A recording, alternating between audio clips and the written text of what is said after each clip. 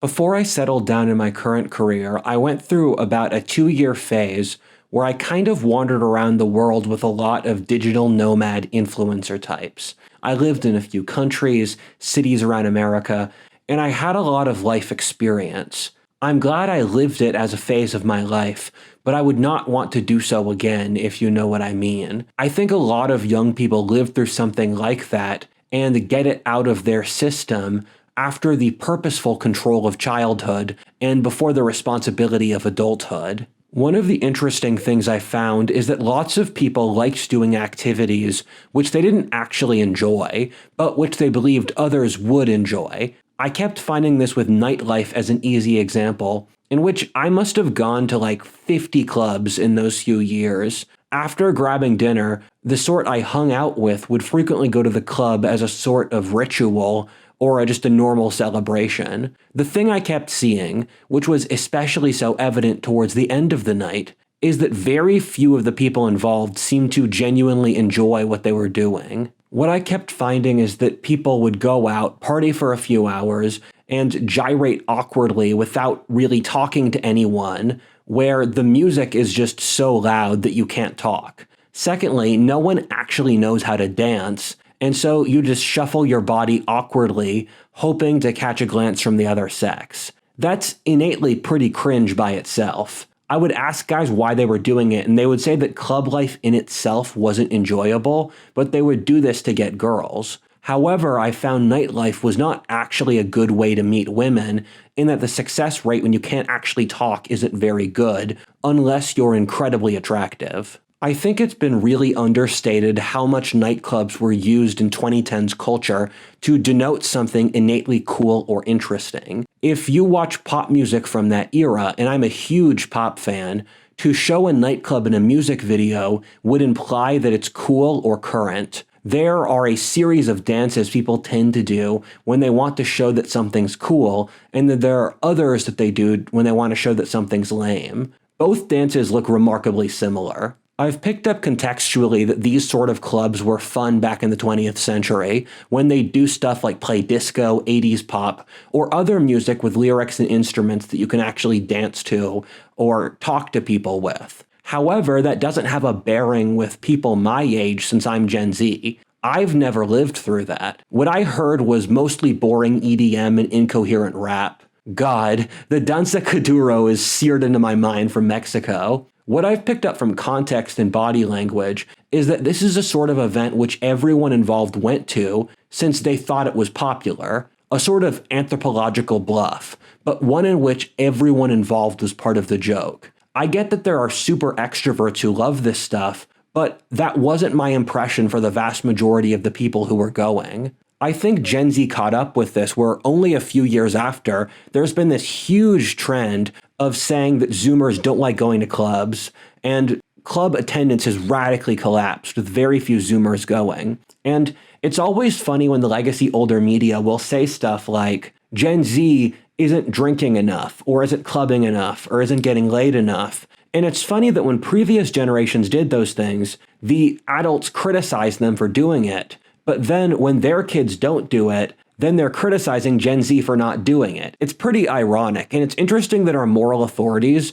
are trying to defend a sort of moral past that never claimed to have any respect or authority. The boomers are trying to project moral authority onto their children, while they have never tried to actually attain moral authority over the course of their lives. They don't get the wise sensei card. Some of you are probably thinking at this point, this nerd is criticizing nightclubs. That makes sense. Nerds hate clubs since they're antisocial losers. First of all, of course I don't agree with that because I'm the one saying it. And secondly, I don't condone the categories you are using to explain the world or your moral framework. However, I am using this to rage bait you into hearing my argument for the rest of this video for how much of our society is a sort of bluff. This entire civilization is a bluff. The way to call a bluff is to start being honest, which is what I'm trying to do here. I also don't care what you think, and I think trying to build your life around that is just innately cringe. The bluff that's going on is that our entire society is built around being cool and popular.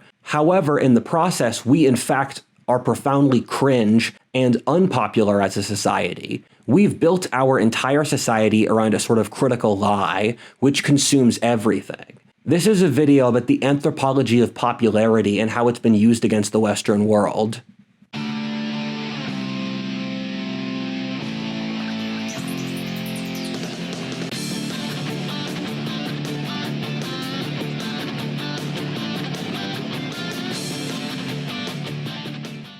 In a society designed to pull people apart and make us feel alone, it's important to connect to others, and one of the best ways to build and maintain those connections is through gaming.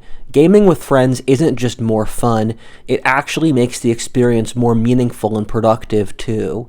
In fact, studies show that people who game some have better well-being than those who don't game at all, but finding the right people is a pain. Then when you want to play, you have to actually remember everybody, reach out to all of them, and then they probably aren't even free anyway, so it's easier to just solo queue. I bet most of you don't even remember who most of your friends on Steam and Discord are. Gaming with friends is awesome, but actually making it happen is a losing battle. That's why a good friend of mine who's an expert in personality psychology built Macintrye, an app with a supporting Discord bot that makes playing with the right people easy. Basically, instead of getting matched with screaming 12-year-olds telling you to kill yourself, Macintrye helps you automatically pull in your relevant online friends when you start a game, or else finds new players you'll actually click with based on shared tastes, values, and personality compatibility. It's great, and there are already over 1.5 million people signed up. You should use Macintrye in order to keep up with your old friends and to meet new gaming friends. And just search Macintrye in Google or the App Store today to make your gaming life more fun, meaningful, and social. Peace.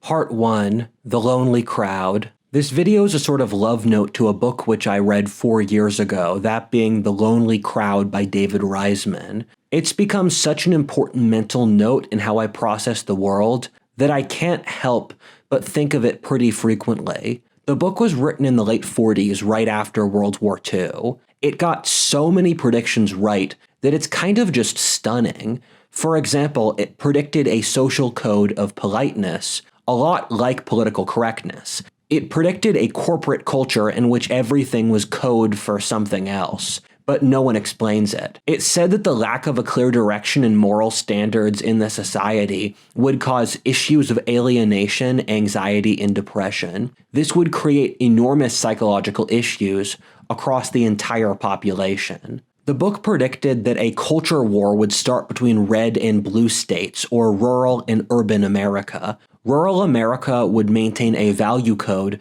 ultimately stemming back from Christianity, while urban America would develop a moral code from the New Deal into an all-encompassing ideology. A lot of the authors at the time predicted that the ideology of the New Deal would grow to become an all-encompassing religion, and they were right. Read the text wall for why I think that's the case. David Riesman also said that in this new America, the left would have a very sizable advantage in media, education, culture, and large bureaucratic organizations. It said that this coming era of American history would be built off the ability to game bureaucratic systems rather than actually be able to achieve things in the real world. This would create a society based off popularity games in which signaling would matter more than accomplishment. This book is part of the reason I made my anthropological system of 7 emotions across society, which is one of the theories I've developed that I'm most proud of, in that the book posits something very similar to my shame, guilt, and anxiety distinction that I use. It talks about the dominant motivation of modern society being anxiety, that the modern man is taken up by a sort of cosmic anxiety with an inability to figure out up from down, an inability to gain mastery of himself, feel anything real, or determine what was true or a lie. creating a person much like Nietzsche's Last Man. This would signal a long-term civilizational decline for the West, which the author compares to Greece and Rome's earlier declines into decadence. This would also be correlated with population collapse across the Western world. This level of accuracy for predictions might shock a lot of people. I think that's fair in that this author clearly did something right, and I do want to honor David Riesman's accomplishment. However, I read a lot of authors from that time period, and I would say there are about a dozen that really nailed predicting the future accurately. That would include Spengler, Carroll Quigley, James Burnham, Amaury de Riencourt, John Brunner, C.S. Lewis, Lewis Mumford, amongst others. What they have in common is that in the current context, they would all, or most of them, would be conservatives, and they operate through the constrained view of human nature. What that means is that they believe human nature operates under the same principles today as it did for all of human history, and that human nature is innately fallible. They were able to make these predictions so accurately since they understood human nature with enough wisdom from studying the past that they could fairly accurately model the mental states of what people in the future would be like. This is an intensely difficult thing to do, and even the best authors frequently fail at it. I found The Lonely Crowd to be a chilling book to read. It felt like one of the most honest and accurate assessments of life today. One of the things I look at is that when an author gets a lot right, it normally means they've tapped into a true underlying current of the collective subconscious, and you can ride that current for a bit further than the authors themselves realized at the time. This is often how certain predictions become so timely in the future,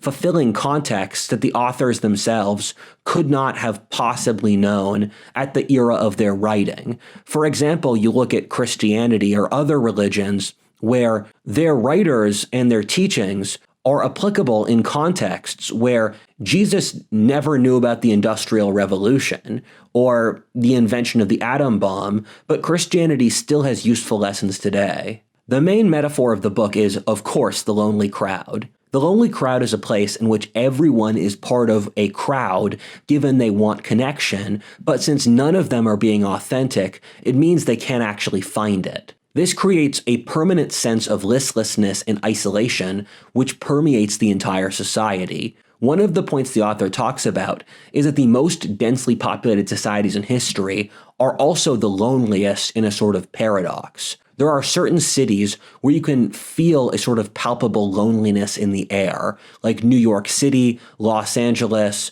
or Shanghai, cities where status seeking has consumed our own humanity.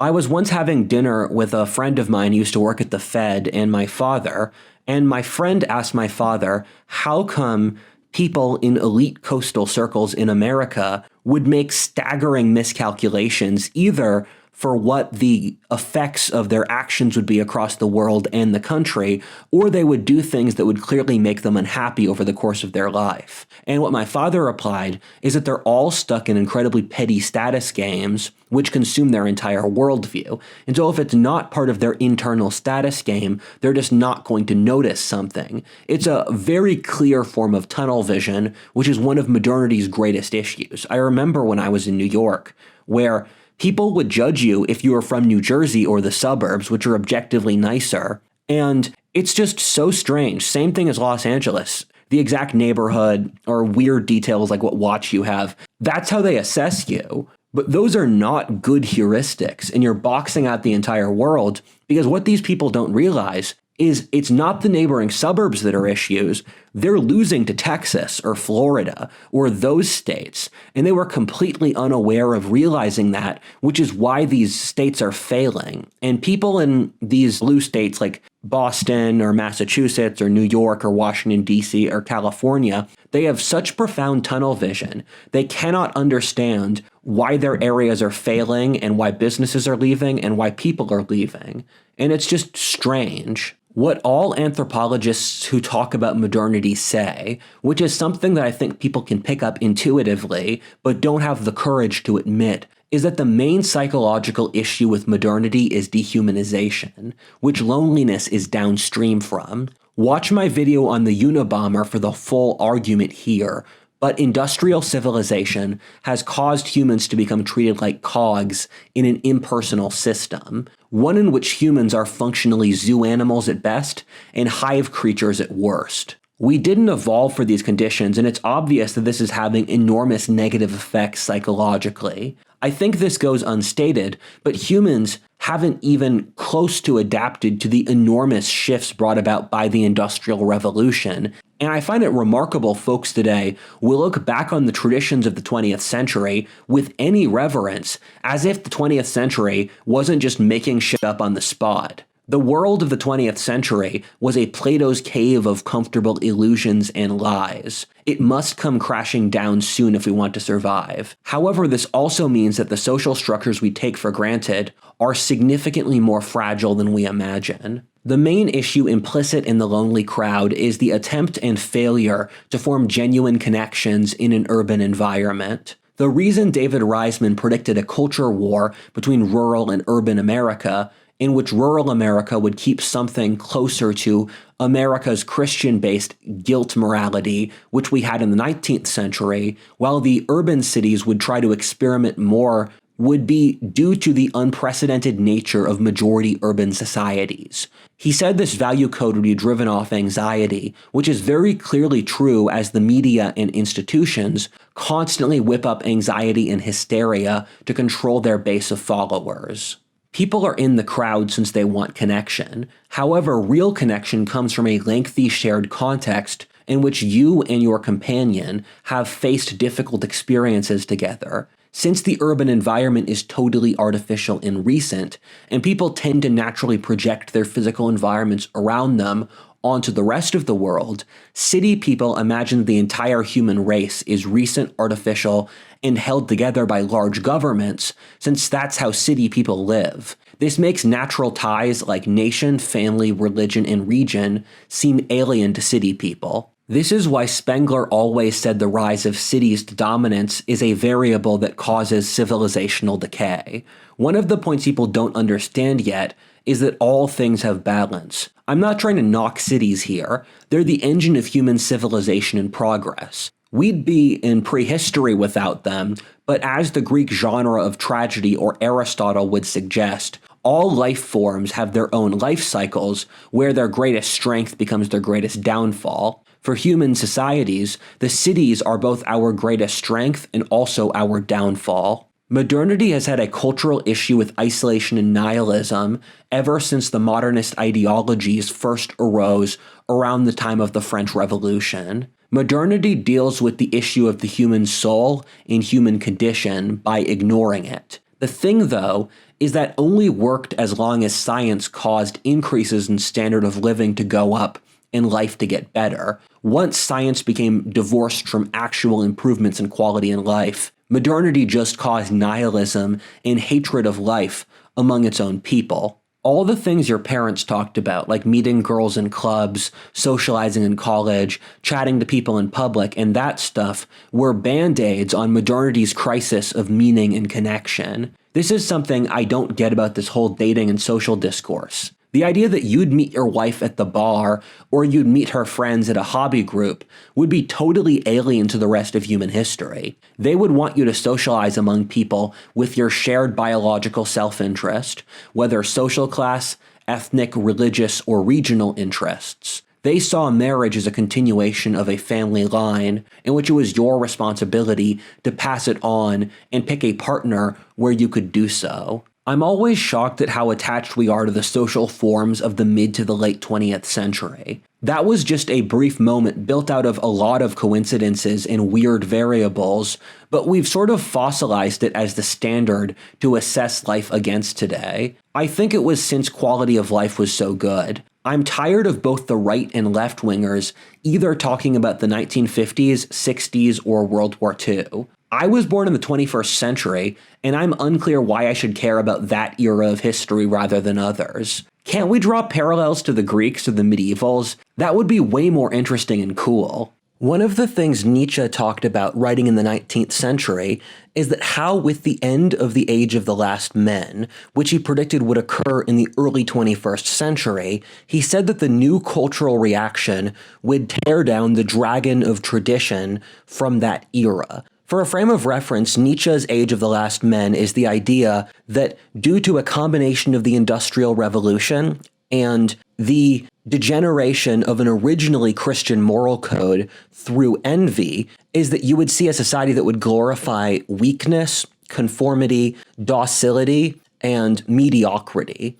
And the thing that confused me is that the Age of the Last Men was supposed to be a hyper-egalitarian, conformist, modernist society which rejected tradition, one which tries to avoid suffering, depth, or consequences at all costs. A society by design divorced from history or tradition, but which itself is completely weighed down by arbitrary traditions it just invented. God, this is stupid. None of this makes sense. I mean, these people say they don't believe in tradition or social structures, then they're completely controlled by their own arbitrary traditions and social structures, which they refuse to let you analyze. When you're seeing a lonely crowd, you're seeing people who are too scared to actually relate to others on an honest level, which would demonstrate a degree of vulnerability. You can't have real relationships in your life without vulnerability, but much of modern life suggests that you should. I find especially boomers and leftists suggest this attitude of permanent positivity,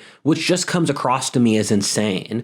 They don't ever want to talk about anything uncomfortable or deep. If you ever bring up something difficult, they'll just tell you to change the topic. There's always this implicit assumption that there's this sort of comfortable baseline that you can always default back onto. There's always a warm, safe house and family and society to return to, but for a lot of the population, that's just not true, where it's been taken away from them. And so when you don't want them to talk about uncomfortable things, you've effectively removed them from the entire discourse because they don't have anything to talk about, where the Overton window of things you can talk about has also shrunk, where we can't talk about politics, you can't talk about religion, you can't talk about philosophy or anything deep or complex because our society looks down on those things. You can't talk about geopolitics. And to go to more basic levels, pop culture should be the most normie thing ever. But if you bring up dissident opinions on pop culture, people will say, oh, it's just fun, don't overthink it, it isn't there to be smart. And what that means is that we can't really talk about anything in our culture because our culture is so innately dysfunctional and we're completely unwilling to look at any level of the dysfunction or to take responsibility. The problem is that this isn't living. Living has some stakes and reality. What people are doing is being stuck in a permanent state of psychological listlessness in which nothing is differentiated from anything else. I remember when I was in Thailand's Indian Ocean coastline thinking, this looks exactly like Florida. Riesman talks about how 19th century man's concept of formality and strictness gave them the psychological space to really cut loose when they weren't working. He said that the new man of the 20th and 21st centuries would lack any deep passions or obsessions. He says that 19th century man was like a self-directed helicopter, and 20th century man would be like floating in water, constantly shuffled around without any real attachment to anything. This is why young people today are super dysfunctional with terrible mental health. I've seen the lonely crowd too many times to count now. It's a sort of sad feeling when you look out over a group of people who are standing around with their phones out, ignoring each other, and all dressed identically with a t-shirt and jeans. You could figure out all of their social or political views by just figuring out which internet algorithm they're in. It's so depressing. What happened to authenticity, personality, courage, or having a reason to live? I find this conformity is actively enforced by the entire society, whether schools, the workplace, families, or friend groups. Very few people today actually want you to succeed or be happy. We're a society built around hurting others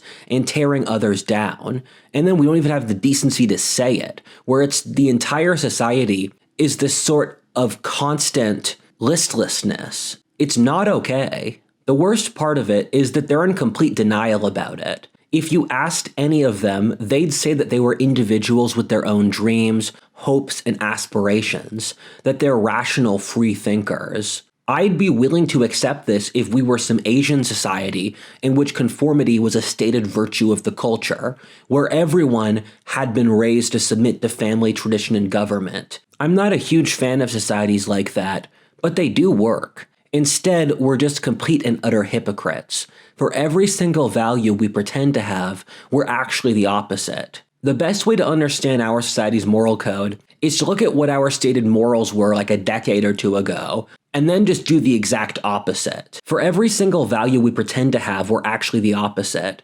Read this textual for more information. We're a society built off strangling our fellow countrymen while forcing everyone to smile as we do it. I find it really shocking that when I talk about this, a lot of people assume that it's my psychological fault that I'm not happy about a society which is actively built to screw me over in every way possible. It's like people can't admit that reality exists. I find when I talk to a lot of people psychologically and I say something, they'll always view it as a reflection of the person speaking. They'll never view the things people say as a reflection of reality because we're just so detached from reality that the idea that people do things because reality exists is incomprehensible to people. The West is committing suicide before our own eyes and no one says a thing. Just that is a beyond damning incrimination of our era of history. Part 2, being cool. One of the most important parts of growing up is being able to disentangle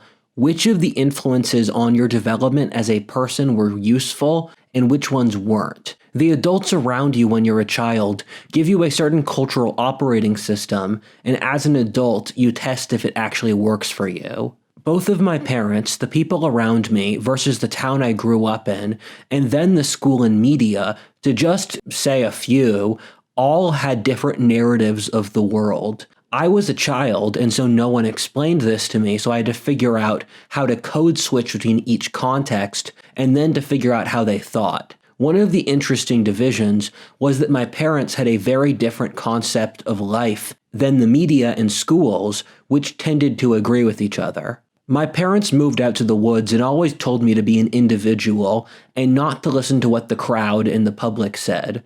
My father would tell me growing up that people would frequently sacrifice their entire lives to have transitory popularity with people who didn't even like them. He said that there were two kinds of people in this world, those who liked you for what you did and for what you own. He said to root out and remove the second group from your life as soon as possible. He said the way to build good relationships was to cultivate a strong character, and then people similar to you would congregate around you wherever you lived. Both of my parents said that honor, courage, and self-reliance were the most important things in life. My mother was especially prescient. My mom said that in my lifetime, industrial civilization would break down due to an inability to route the machine through human nature, especially the reproductive and social. She said that this would cause a sociological breakdown and that since we did not respect the divine, Mother Nature would start destroying the Western world for our disrespect. She said that class divisions would grow greater and that the elite had used the left to cut out social mobility. This was all in 2010 too, where she said the elite used pedophilia to control their own networks through people they had compromised. She said that the social norms of the society would grow more and more constrictive, where she said I would have to carve out my own way outside the normal structures of society. She said social rules would become so cumbersome as to make living nigh impossible. She said I should grow up to become a documentary historic filmmaker and that I should make my own media company. Both of my parents cheered me on when I dropped out of college after a semester. My father said, "All of your ancestors came to America by boat on a several-month voyage to a continent where they had nothing. They were able to figure it out, so you'll be able to." Or he said, "You'll have my blood, you'll figure it out somehow." I'm not trying to pretend my family is perfect. They're very much not, and those who know my story know that they have serious issues, but they got at least something right. Meanwhile, the society around me had the exact opposite message. My parents told me to be strong and independent, while the society told me to be loose and malleable. I was a problem kid at school where I constantly caused issues for the teachers. I was nearly held back for a few years in elementary school, and I barely passed middle school or the start of high school. As a child, I processed a lot of the ways teachers talked to me as an insult to my honor, since I was told at home that if someone condescended to me, it was an insult. Where a negative trait of many women is to condescend to children, seeing them as sort of dolls rather than mini adults. I hated school. However, all the adults around me told me that school was good, and I should be grateful that I got to attend. As I became an adult, in a greater irony, there was a complete collapse in faith in the school system. Most of my friend network want to homeschool their children, while 90% of the audience of this YouTube channel either wants to or is open to it. I personally would like to homeschool my kids if I have the opportunity when I have them. I think the schools were better in the 20th century, but when I went, people left school without any knowledge of the world, history, science, or the reality of the human condition, or how to live as an adult. Almost no one in my high school could name 3 battles in World War II, or how India works. The purpose of the school system is social control and indoctrination. This was really bad when I was a child. My teachers called my parents in since I drew images with swords and knights when I was in 4th grade, since they were worried I might become violent. Helicopter parenting was absolutely terrible, in which I knew lots of parents who gave their kids no independence at all until age 18. They weren't even allowed to spend their own money or leave the house to go on a walk until college. This produced completely dysfunctional adults. The point I'm trying to make here is that the lonely crowd isn't some normal outcome of human nature.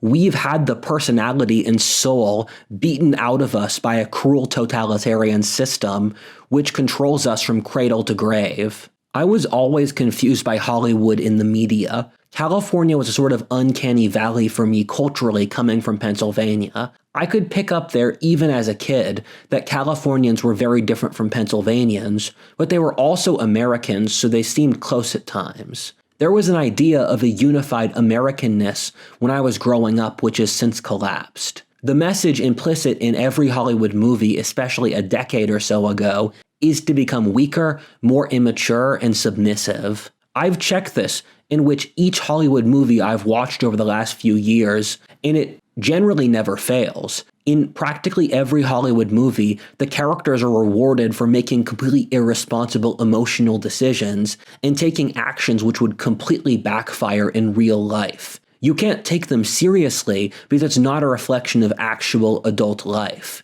My best friend and I have a running joke that we're waiting for a Disney movie where the princess goes through with her arranged marriage since she respects the family line in her parents. Hollywood never tells you to be strong and smart. This all speaks to the recent mate suppression video I've made. We operate in an elaborate system of psychological control which we're not allowed to mention. People, especially in left-wing states, talk like there's always Stalin in the room these days. If they say the slightest thing wrong, their life is over. The problem is it's often true enough, in which insane, suicidal, delusional Marxists run all of America's major institutions, including corporations, media, and education. This means no one knows who they can trust. This is what I figured out as a Pennsylvanian, that these cultural shifts were forced on normal Americans by a cruel system of social control which wants us dead, which enabled the biological mouse utopia switch even more by twisting the knife. The reason that people are so lonely is that we've made deep social ties uncool. When I was a kid, being close with your parents was cringe. Caring about your ethnic identity if you're white is taboo. Your hometown or religion is seen as hopelessly provincial and behind the times. Associations along class lines like country clubs or working class men meeting at the bar are also discouraged. I see the British government trying to pass laws against pubs, and it's the exact same thing. I got lots of shit for having a real passion or studying history when I was a child in school. The school system actively penalized me for having active intellectual interests or for thinking for myself. We discourage any depth in this culture. It annoys me whenever I try to post something deep online. The top response is always nihilism, like, "Sir, this is a Wendy's," or "Why don't you just touch grass?" It's not even funny. I would get it if it was irreverent, but it's funny, but there's not even a joke there. We have no place for meaning in this culture. The wedge of not cool is used to control people. This is an alliance of the bureaucracy, which wants to control society, with toxic femininity, which greedily wants to consume all social interactions for their own attention-seeking or materialism. I remember reading Carlyle, where he said something quite profound, that men like John Calvin, one of the leading figures of the Protestant Reformation, would view our desire for them to care about our approval with contempt. Carlyle, writing 200 years ago, said that history was made by men who knew what they wanted out of life with ironclad certainty and carried it out. Carlyle viewed cynical modernists with contempt, since a life without attachment is a life that has never truly been lived. The man without conviction does not truly exist, for he is brushed around by other forces without his own consciousness. As the years have come to pass, I've realized my parents, even with all of their issues, were correct here. I learned more from them than I did from school by an enormous margin. It makes sense in context, given the Darwinistic selection is for your parents to give you correct advice, and then for the authorities to give you incorrect advice, since you're a form of their competitor. The managerial class, which dominates the modern West, actively benefits from the population hurting by making us weaker, desocialized, nihilistic, poor, and lonely. I don't want to lose responsibility for how America put itself in this mess, but this is being enforced on us against our own consent. Something I've spoken about many times before is this fits with the deliberate stated Marxist desire to take over the institutions and destroy Western civilization. As I tried to push up against the social system of control, I realized it's all smoke and mirrors. You try to find the grounding of the reality or some stable truth which you can use to understand our society honestly. However, once you do, you find out that there literally are none, since this age believes that humans get to determine reality, which is absolute nonsense and insanity. I studied every major discipline, at least a little, whether history, biology, physics, anthropology, and religion, to find out that when tested, modernity never provided arguments for what it believed. It just forced you what to believe after rationalizing why it wanted you to. Even so, the publicly stated opinion pushed by the government or academia is not even what the science says now, and these tend to be completely unequivocal beliefs in the science. If you question modernity, that's not cool. It's the same mechanism that's being used to control us. It's like everyone agreed to some sort of social game without having explained it to my demographic. Subconscious choices were made in the 20th century, which were disastrous, but modernity was so immature, it didn't pass them on to the next generation, since they passed nothing on to the next generation. This is Mouse Utopia, the behavioral sink. Watch my video on the topic if you want to know more. You aren't supposed to question if God is dead, or why our ancestors conversed with the gods with ease. The gods were real enough for our ancestors that they built their entire civilizations around them. You're not supposed to ask why our society is at complete odds with the rest of history, who built stable societies off the opposite principles of us, such as family, masculinity, honor, God, tradition, and land. When you push back against this even a little, you realize it's all a charade. There's a great book called The Myth of Disenchantment by Strom. It goes through every major philosopher who spoke about the death of God. The fascinating thing is that no major philosopher ever posited why God, and for the nerds out there, you can substitute the idea of a universal natural laws of reward for human nature, which obviously do exist, and physics is a parallel, for example, don't exist. People just assumed that God was dead, and asking why was just not cool, since modernity had made a collective agreement on the topic.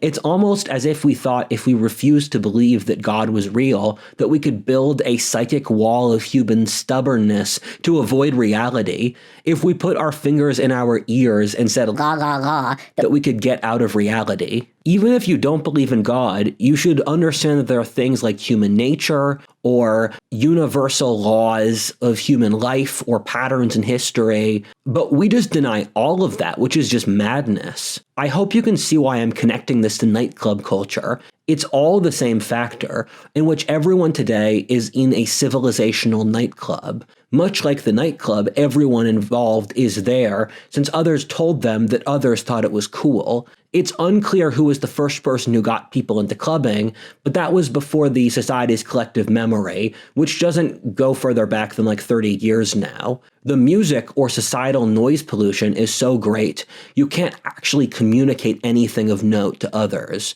You kind of jostle around awkwardly, and so everyone involved is cringe. People are so insensate, they've kind of stopped doing anything since the noise is too loud. This is our society. We're all in the club getting ripped off for cover fees and drinks, since we think we might meet our future wife. But we won't. Even if we do, she'll be a terrible person. You guys know I'm speaking metaphorically, right? One of the things that always shocks me is how easy men are to manipulate using sexual shaming. You can get men to do nigh anything, even for the slightest hint that they're sexually inadequate. If you criticize the system, you're called an incel or a loser, even if it makes zero sense in your context, like you're married or you're successful, and even if you're not talking about anything even remotely sexual. You criticize the economy, you're a loser who should just work harder. You criticize the religion, you should just go to church more until you learn to like it. You don't like school, well, you should just shut up and do what the teacher says. I find it disgusting. A decade ago, the entire culture was supposedly about authenticity. The movies and music would constantly talk about the importance of authenticity, but then, those very same people, years later, fell into lockstep with one of the most brutal and nihilistic tyrannies ever in human history. I can't forgive that the baby boomers talked about freedom in their youth and then became totalitarians in their old age. Just a brief story here. I remember one of my buddies invited me to what he said was one of the most prestigious nightclubs in New York. I waited in line and paid a cover charge I'm not proud of, but I was richer back then than now. Cries. Then I entered, and it was worse than a random pub I'd go to. The music was super loud, none of the girls were that attractive, and everyone seemed super high-strung. I got drunk and started roasting the people around me. When they were about to put up a disco ball, I climbed up the ladder before they could, and they pulled me off. I then laughed and walked 10 blocks home drunk. This is why I'm saying I think nightclubs suck. You're not allowed to say it in our culture, since everyone is trying to pretend to be cool. Being cool is our ultimate religion. Being cool consists of conformity in their book. In reality, that's not the case, and this is why no one respects old media Hollywood types anymore. I have no interest in being cool. I don't care. You shouldn't either. The way to be respected is to be proud of who you are and your accomplishments, and to try your best in the context. This is another heads up too, which I'm surprised people don't talk about. Partying is only fun when it's with people you care about. If you're drinking with your close friends, you will already have a lot of shared ties and vibe with. Life is about people, and the people you're going with matter as much as the journey. If you want people to be happy, which is borne out very strongly from the anthropological data, you should cultivate deep relationships. This is the strongest single variable for human happiness, according to the science, and is partly why, alongside religion, the scientifically second most important variable for happiness is why people in the past lived in poverty, but they were happier than people today by any metric you'd pick. I see all these young guys try to live the Andrew Tate lifestyle, and I'm like, bro, you're a white guy from Indiana. This isn't right for you. I think men should try to attain mastery, responsibility, and power. I also fully support guys getting rich and getting laid. As I like to say, you're gonna die anyway, so it's better to die rich than poor. However, you should use the great men of Western history as role models, not degenerates on Instagram. This whole lifestyle of obsession with social media status, which I think has destroyed the minds of so many young people, especially women, will just come across as so cringe in the future. If you want to be cringe, please be cringe in an interesting way. Our descendants will see us with utter contempt for our shallowness, stupidity, and tunnel vision. We are the period, in history that in the future, family genealogies will try to blot out what their ancestors were doing in this time period, or that they benefited from this era at all. We are in a civilizational crash out of epic proportions, and we focus on petty bullshit so we don't have to realize it. We are in complete denial, and we use petty hedonism to ignore it. Whenever as a child I tried to approach something deep, I would just get told to get rich and to get laid by culture. I have both been rich and had sex. I can recommend both as activities, but building your life around them is just contrary to happiness, good sense, or taste. People talk a lot about how porn destroys the brains of young men, which I think there's a degree of validity to it, but no one has the guts to talk about how social media has destroyed young women's brains. It's especially bad for certain sub-areas like California, where I'll constantly see people live streaming in public here. Social media has driven young women literally crazy, where a majority of Gen Z women have a diagnosed mental illness and traps them in cycles of self-loathing and relational warfare. Crushing their mental health, fertility, and their sense of self is attached to numbers on a screen. That's just not living, and by not dealing with this, we're causing an entire generation of young women enormous amounts of psychological damage, and the fact that we're not intervening shows that we just have no moral sense. People act like they're too cool to live. They're too cool to do anything. They're too cool to have kids, read a book, take care of their country, worship God, or make art. I guess you're just supposed to consume content, not think about it, eat slop, and work in your box like a good little wagey rat. Who's a good wagey? Who's a good wagey? Oh, yes, you are. Oh, yes. This is beneath you. You're a human, so act like it. You're not too cool for human life since you're a human. What's wrong with you people? Part 3, The Crowd. One of the most important books I've read over the last few years is The Crowd by 19th century French writer Gustave le Bon. It's a study of crowd psychology, which was something France had a lot of experience with due to how many revolutions it had in that century. I loved that book so much, and then I ordered Gustave le Bon's entire back catalog. I read like 10 of his books in the last few months, including 6 of his books in a row. I've now read his entire catalog. He's a very diverse writer, covering ancient Indian or Islamic history, the role of ethnic consciousness in history, the evolution of human consciousness, or the psychology of socialism in the French Revolution. His book on predicting the future of socialism was much like Nietzsche's in being incredibly prescient. Writing in 1880, he said that Europe would succumb to socialism, which would kill the continent's multi-century dominance of the world, while the 20th century would belong to America, which would incorporate socialism to a lesser degree due to America's more individualistic culture, and America would become the next technological powerhouse. He predicted the rise of enormous socially constrictive government-oriented cultures, which would push lies and conformity to control the public, since the natural culmination of communism is slavery to the state. He also predicted Asia's industrialization in World War I.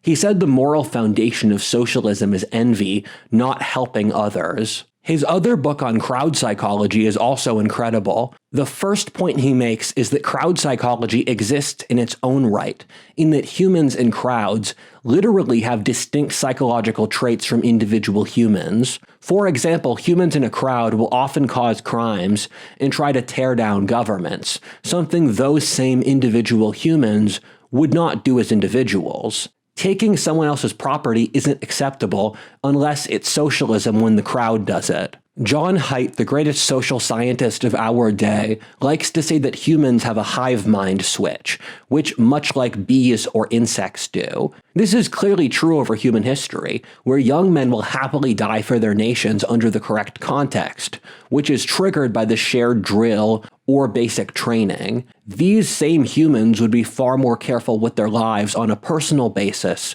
but humans evolved the hive switch since tribes which lost in war got genocided. Thus, humans had to evolve group psychology for our own survival. However, at the same time, the crowd exists at several rungs lower of intellectual development than the human individual. This is since given responsibility is abdicated in a group, since it's harder to hold a large group accountable than an individual, and responsibility is the force that powers evolution. Crowds have the level of intellectual development of what individuals had a few million years ago. Crowds cannot differentiate between images and realities.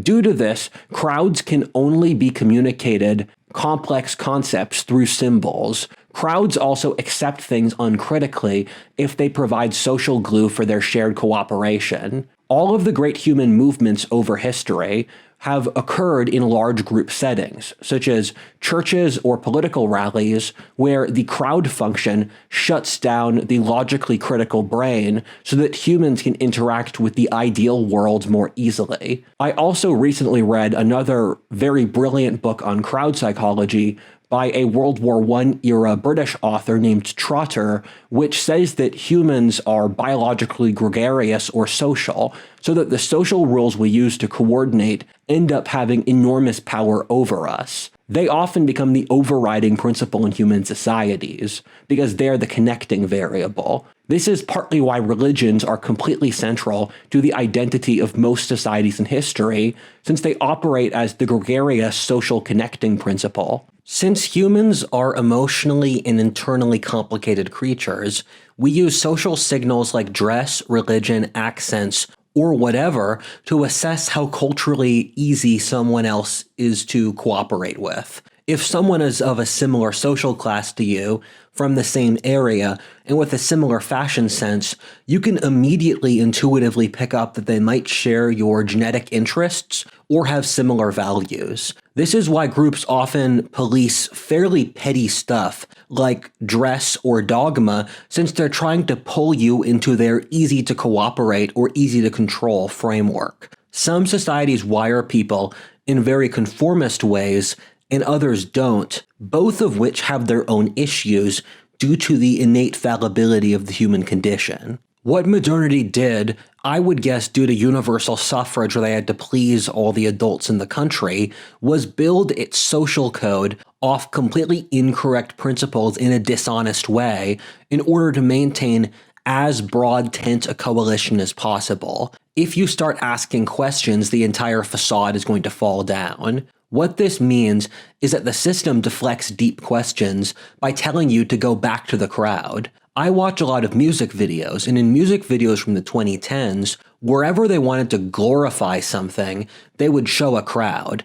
If they wanted to show something was cool, they'd show some people dancing in a club, shuffling around insensate. I remember Avicii's song Wake Me Up, which is about a girl fleeing a stuck-up, cultish small town to dance at an EDM rave, which in the subtext of the story is her awakening to enlightenment. One of the things Gustave le Bon talks about is that writing in the late 19th century, that the crowd would gain total dominance over the Western world, since the rise of our form of democracy had gotten rid of all the other stabilizing variables, such as church, regional powers, the nobility, monarchy, or powerful merchant guild interests. The political scientists of the pre-industrial world, especially so the classical authors and the founding fathers, were violently against the mob. Even in the 18th century, before the rise of modern socialism, the founding fathers predicted that socialism would arise in the future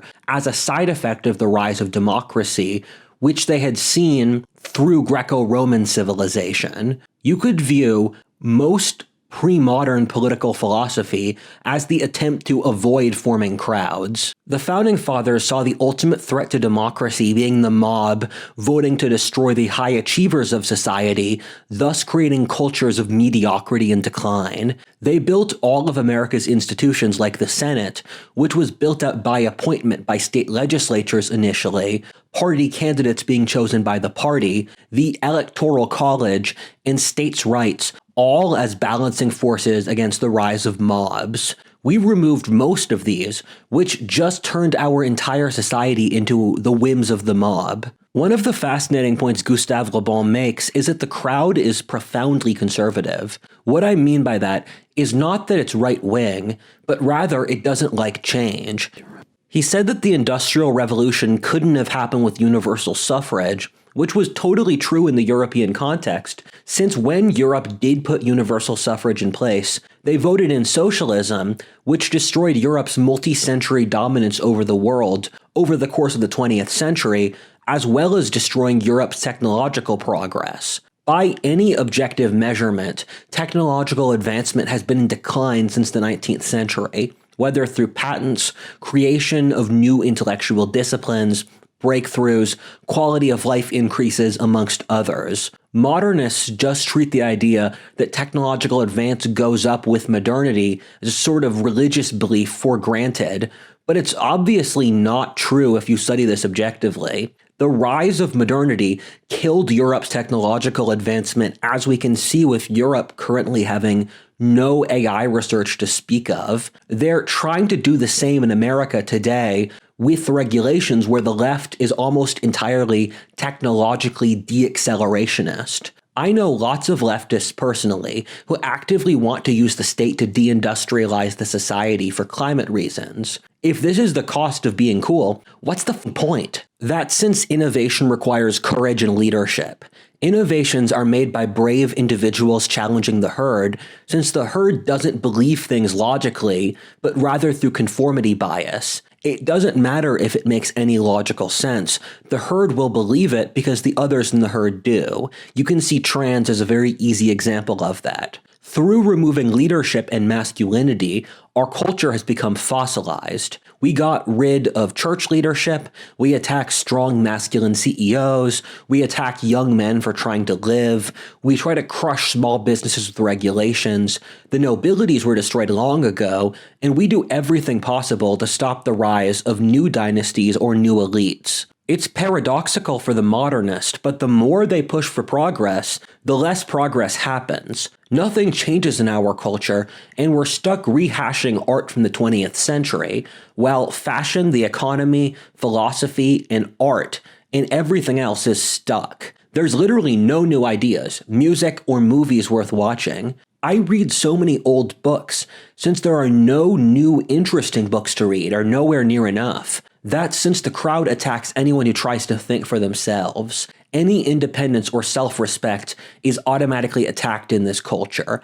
Innovation requires standing for something and trying to be better, which is the greatest taboo in our culture. When you read enough anthropology books, there's always this sort of attitude, even among leftist anthropologists, especially so in their context, is that they'll look at tribal peoples and see their taboos and customs as stupid. But we're the exact same. Our taboos and customs are even more stupid than the tribal peoples, but we're such hypocrites we lack the self-awareness to realize it. One of the points Gustave le Bon makes is that the singular individual will always beat the crowd. We tend to think that the more numbers you add to something, it's going to end up better, but that's just not true. We trust the auteur to make good art more than the committee. We trust Elon to make new technology more than the university system. Napoleon tore down the entire bureaucratic directory of the French Revolution. This system is weak and is a balloon to be popped. Nietzsche said that the age of the last men would be so weak that 100 men of fiber could tear it down. The society being this conformist and stupid is an amazing opportunity for those willing to push back. Once you have these committees, the way they resolve issues is always through consensus. That's since when you need 10 people to agree to something, they default onto a baseline answer, not for its correctness, but rather how agreeable it is. With the removal of leadership and the rise of committees, this has become our entire culture. The selection pressure for committee-based culture is literally whatever idea shuts up the most people as fast as possible, because people are tired of having to listen to the committee. You saw academia's independence crushed with peer review after World War II. Proud multi-generational companies, the kind which nations try to cultivate, are so much harder to produce anymore since shareholders are too rapacious in the short term. It's the same reason why private capital doesn't make real art or innovations. It's since those require courage and vision, which committees don't have. This is why earlier societies preferred the nobility to committees, which are just a obsession of an envious, hypercritical modernity. One of the worst elements of the crowd, according to Gustave le Bon, is its utter lack of gratitude. The crowd is incapable of thinking over time and is only influenced by four things according to Le Bon, those being suggestion, prestige, repetition, and contagion. The crowd is not rational, and in fact, reason is anathema to it. It does not want to be reasoned with. It wants to loosen its passions. However, the crowd also hates itself. Historically, these sorts of eras of crowd politics, and there have been several between revolutionary France, Republican Rome, parts of ancient Greece, or Latin America, always devolve into Caesarism. The crowd by its nature is always separated from responsibility. It is too stupid and lacks gratitude, which it knows, and thus it craves a master. It prefers a master to be more cruel and can't distinguish between generosity and weakness. The crowd's favorite one day will be their sacrificial victim the next week. The only way the crowd ends is in tyranny, which is why our ancestors tried to avoid them at all costs.